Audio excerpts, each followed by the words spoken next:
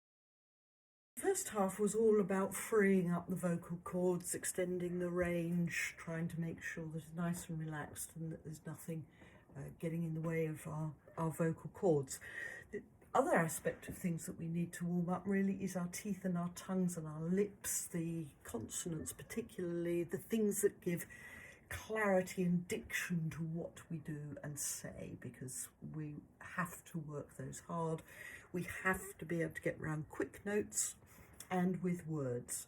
So this second half is much more to do with that aspect of things.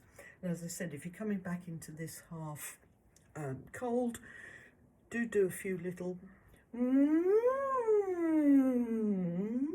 type little exercises just before you start. So let's first of all get the tummy muscles working, work our abs. We need the diaphragm operating to control our breathing. We need it to be able to give us accents and emphasis, and we need to be able to feel what it sounds like. So this is quite a good one. We're going to pretend to be Father Christmas basically for this one and do yo ho ho ho ho ho ho ho ho. So just with a ho ho ho, yo ho ho, and it's just tummy muscles. Right, see if we can see something happening there in among the flab.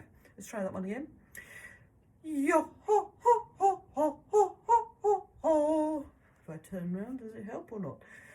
Yo ho ho ho ho ho ho ho ho.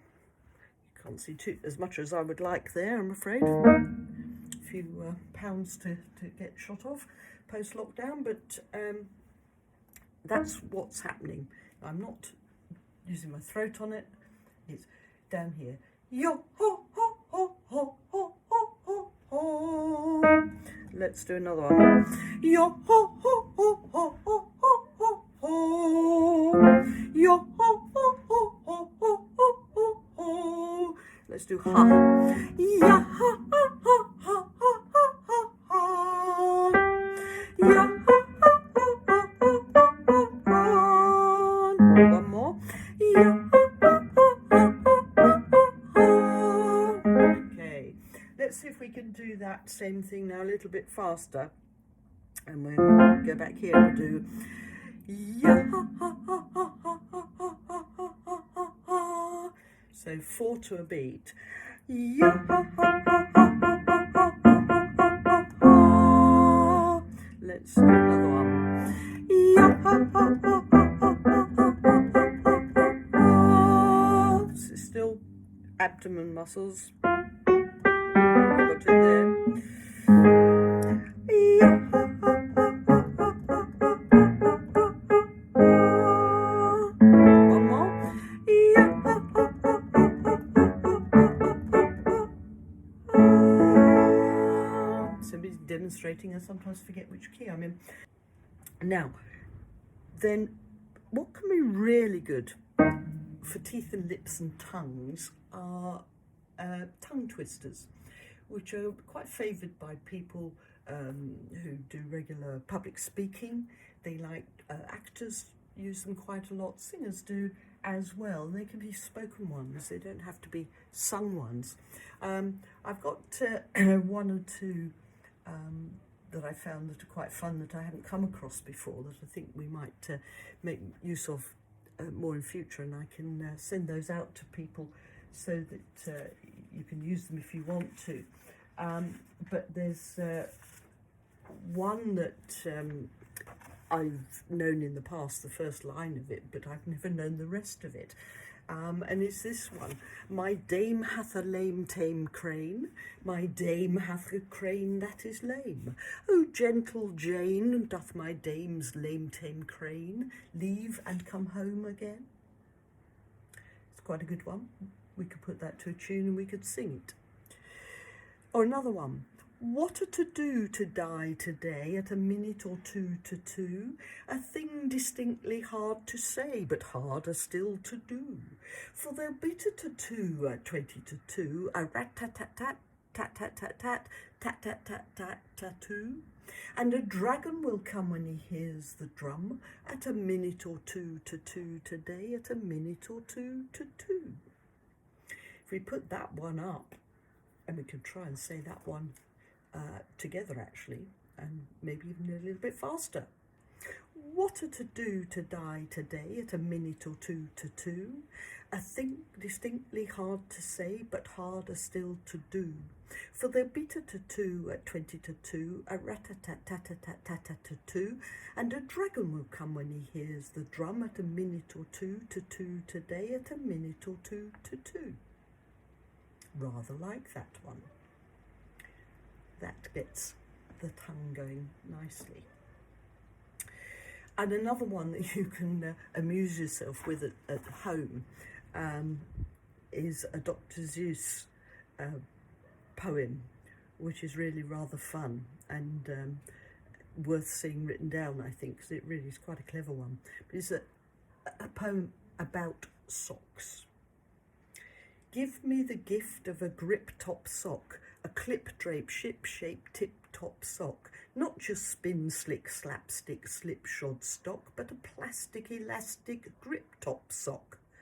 None of your fantastic slack, swap, slop from a slap, dash, flash, cash, haberdash shop. Not a knick-knack, nick-lock, knock-kneed, knickerbock sock, with a mock-shot, blob, mottle, tricker-ticker, top clock. Not a super sheet, seersucker, rucksack sock. Not a spot, speckled frog, freckled, cheap shake sock. Off a hodgepodge, moss-blotched, scotch-botched block. Nothing slipshod, drip, drop, flip, flop, or glip, glop. Tip me to a tip-top, grip-top sock. So anything like that can be really good for getting things moving there. Now, why don't we try and put all of that work together? So we want good vocal sound, diaphragms to give emphasis to things, and the clearest diction that we can manage by getting those teeth and tongue and lips working. And the piece I thought would do that very nicely is The Rhythm of Life. And we have a very good arrangement of that, very lively piece that needs great clarity and excitement. So this first little bit of tune goes very simply like this. For the rhythm of life is a powerful beat, puts a tingle in your fingers and a tingle in your feet. Rhythm on the inside, rhythm on the street, and the rhythm of life is a powerful beat. And that bit of tune gets repeated 3 times in fact, so we'll just do it once again so you're sure of it. For the rhythm of life is a powerful beat, puts a tingle in your fingers and a tingle in your feet. Rhythm on the inside, rhythm on the street, and the rhythm of life is a powerful beat. And over the top of that, the sopranos primarily put in a second tune, which sounds like this. To feel the rhythm of life, to feel the powerful beat, to feel the tingle in your fingers, to feel the tingle in your feet. Okay, got that one? And they do that twice, and then in the final go through, the men get a chance to come in with go, go, go, go, go, go, tell them everything you know. I'll be putting the words up in a moment, so don't worry too much about that one, but it's so it's doing this.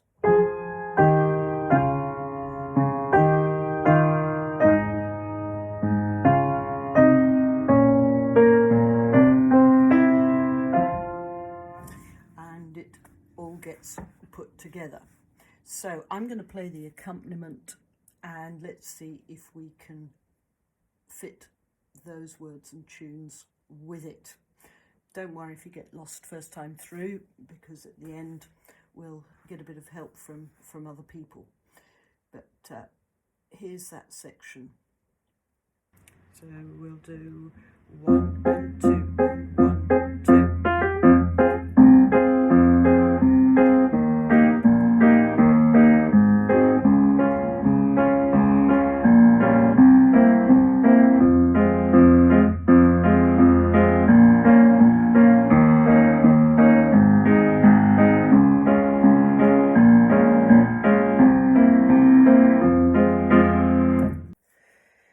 Now later in the same piece we get pretty much the same music, but all a third higher, from F minor up into A minor, and that's a big enough shift to notice to extend our range. So for this we need more breath and we need more open mouths and open throats to accomplish what happens next. So it moves into this key. For the rhythm of life is a powerful beat, puts a tingle in your fingers and a tingle in your feet. Rhythm on the inside, rhythm on the street, and the rhythm of life is a powerful beat. And again, that gets repeated 3 times. This time the lower tune goes into the altos. To feel the rhythm of life, to feel the powerful beat, to feel the tingle in your fingers, to feel the tingle in your feet. And that happens twice, and then the men get the same as before. Go, go, go, go, go, go. Tell them everything you know. So all of that comes together. And finally, let's try putting both those sections, the F minor version and the A minor version, together with our virtual choir helping us. And you'll be able to see the music this time as well. So hopefully you'll be able to choose a part and join in with it. There's a soprano part, an alto part, and the bass part for all the men. So good luck. Here we go.